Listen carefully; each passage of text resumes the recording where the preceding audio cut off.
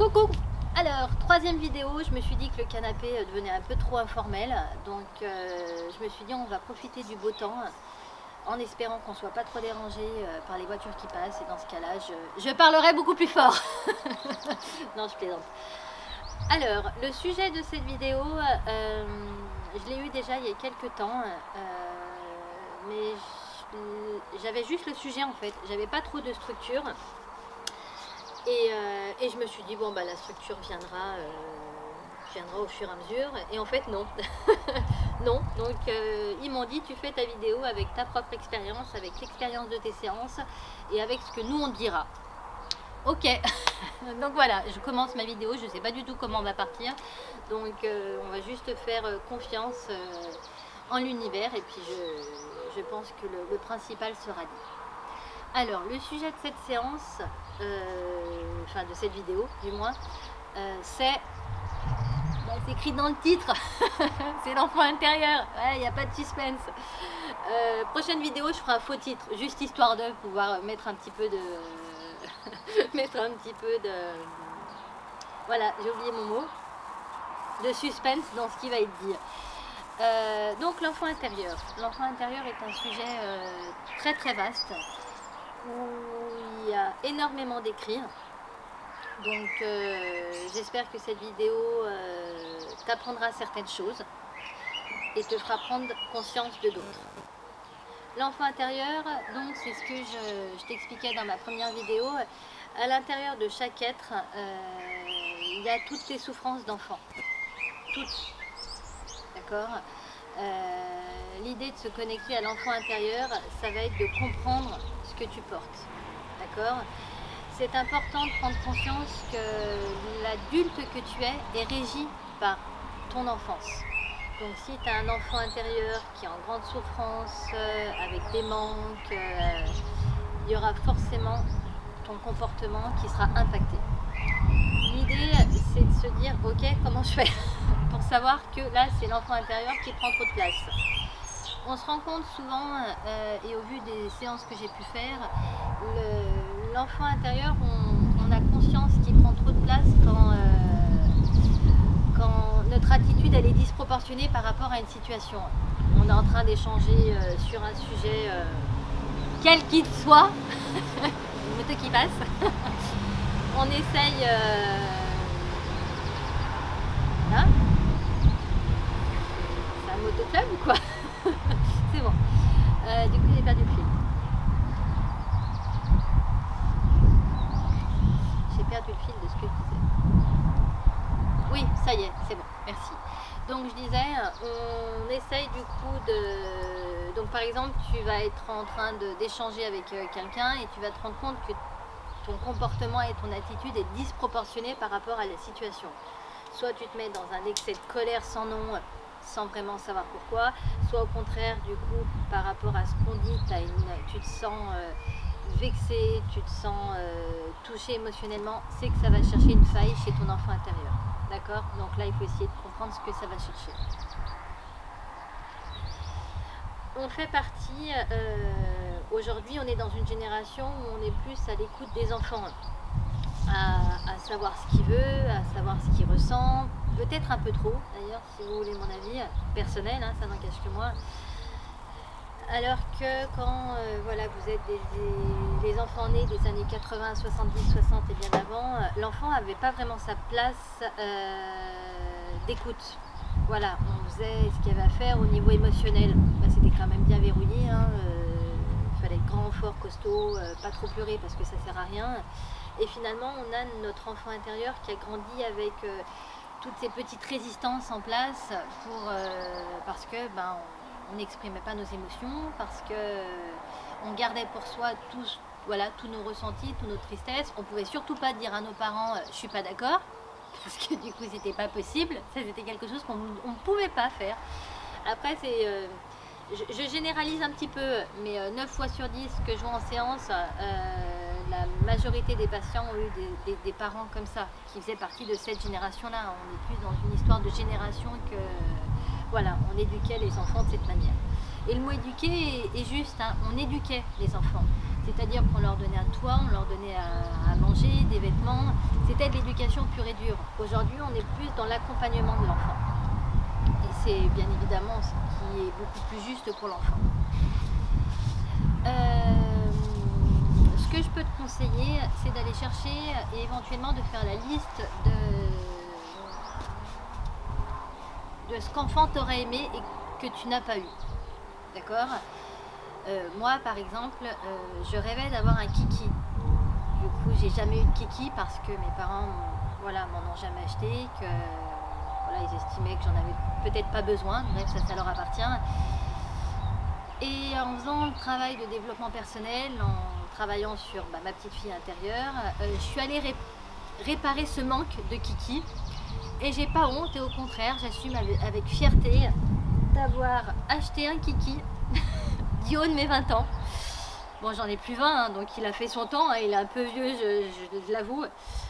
Mais voilà, du coup j'ai réparé ce manque de petite fille et à 20 ans j'ai joué avec mon kiki pendant des jours et des jours. Et ça m'arrive encore. Oh, je devrais pas le dire, mais c'est pas grave.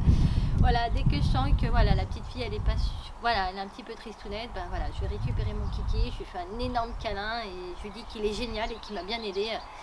Et ça permet vraiment à la petite fille de reprendre sa place d'enfant. Donc moi, c'est Kiki.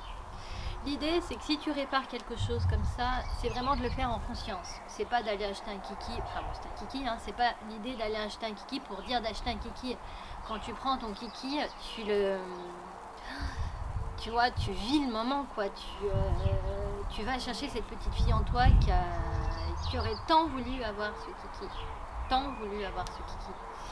Et ben maintenant, je l'ai. Donc c'est vraiment de le faire en conscience. Je vais donner un petit exemple de ma vie perso. Alors j'espère que ma soeur ne va pas m'en vouloir. Pareil, quand on était petite, du coup on voulait des Pupples. Je sais pas si tu sais, les Pupples, c'est les boules qui se retournent là. Et puis ça coûtait vraiment très cher. Bien évidemment, on n'en a pas eu. Et l'année dernière, pour Noël, j'en ai offert un à ma soeur. Et franchement, il fallait voir ses yeux. Quand elle a vu le Pupple, c'était un Pupples. Et là, c'est la petite fille que je suis allée toucher. Donc ouais, ça a duré peut-être 5 minutes, mais c'était tellement intense, c'était tellement beau aussi de voir ce moment en fait dans les yeux de ma soeur. Et ça, c'est des moments qu'on peut tous créer. D'accord ? Il nous suffit de savoir ce qu'on avait besoin et de ce qu'on avait envie en tant qu'enfant. Donc j'en profite pour faire une petite dédicace à ma soeur et merci en tout cas pour ce moment. Je crois que je ne le dirai jamais parce que ça m'a fait un bien fou de pouvoir la reconnecter à ce moment particulier de l'adulte qu'elle est avec sa petite fille. Donc essaye vraiment autant que possible d'aller chercher cette petite fille. C'est d'aller dans un magasin de jouets. L'idée c'est pas d'y mettre 100 €, surtout pas, c'est l'intention qui compte. De regarder quelque chose et d'aller laisser exprimer cet enfant et de laisser passer tu vois, les rayons et de regarder qu'est-ce qui t'appelle vraiment. Ça permet vraiment de réparer son enfant. Ce qui est nécessaire aussi, c'est d'aller accueillir les émotions de l'enfant. Comme je disais tout à l'heure, on fait partie des années 80, 70, 60 et bien avant. Voilà, où il n'y a pas eu d'accueil des émotions. Va chercher cet enfant. Prends une photo de toi enfant et envoie de l'amour à cet enfant en lui disant « Ouais, t'as eu une vie compliquée, mais qu'est-ce que je suis fière de toi ?» C'est vraiment L'idée, c'est pas de le faire pendant 1 heure. Non, c'est vraiment une question d'intention de conscience. C'est que tu prends la photo de toi enfant, il faut vraiment que tu laisses parler ton cœur et que tu t'adresses à toi, petit garçon. Et oui, c'est vrai que t'as pas une maman super, t'as pas eu un père comme tu voulais, mais en tout cas, moi, je suis fière de toi parce que regarde qui tu es devenu. Et ça permet d'envoyer de l'amour à cet enfant, à ton enfant intérieur qui en a pas assez eu pour lui. Je pourrais parler pendant des heures de l'enfant intérieur parce que je trouve que le sujet est tellement vaste. J'aimerais bien que vous regardiez cette vidéo jusqu'au bout, donc je vais pas tarder à la clôturer. Je vais pas te perdre entre temps. Cet enfant intérieur, il se trouve aussi chez ton propre enfant, celui que ta femme a porté ou chez toi que tu as toi-même porté, on me dit prends le temps de t'excuser, prends le temps, si tu as fait une erreur en tant que parent, il n'y a pas de parent parfait, bien évidemment, il n'y a pas de mode d'emploi, mes parents ont fait des erreurs, et j'en fais aussi, j'espère que j'en fais un peu moins, s'il vous plaît, écoutez-moi, mais bien évidemment que j'en fais des erreurs, j'en fais au quotidien, et être parfait, c'est quoi? Il n'y a pas de parent parfait, ça n'existe pas, faut être un petit peu lucide.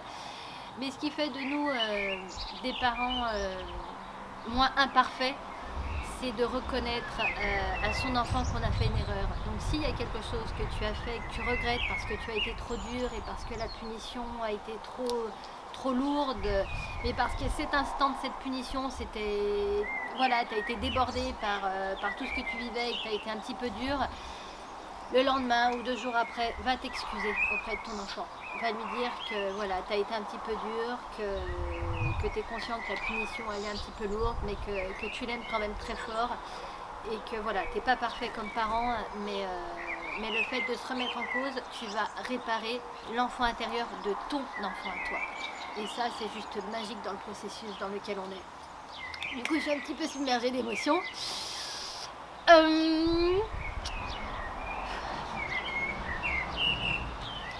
Donc, réparer au maximum. Vraiment, on a ce moyen de pouvoir faire que nos enfants soient moins cassés que nous on l'a été. Donc, si vous êtes en capacité de le faire, faites-le. Et si vous n'êtes pas en capacité de le faire, donnez-vous les moyens. Je vous aime très fort. Merci pour tout ce que vous m'apportez. Merci pour tout cet amour que je reçois, parce que je sais que les vidéos elles sont très imparfaites aussi, mais c'est à l'image de ce que je suis, une femme imparfaite qui essaye au maximum de transcender, de recevoir tout l'amour que je reçois. Donc à toi, parent imparfait que tu es, bienvenue dans mon club, et prends soin de toi, prends soin de ton petit garçon intérieur et prends soin de ton enfant et de l'enfant intérieur de ton enfant. Un énorme merci.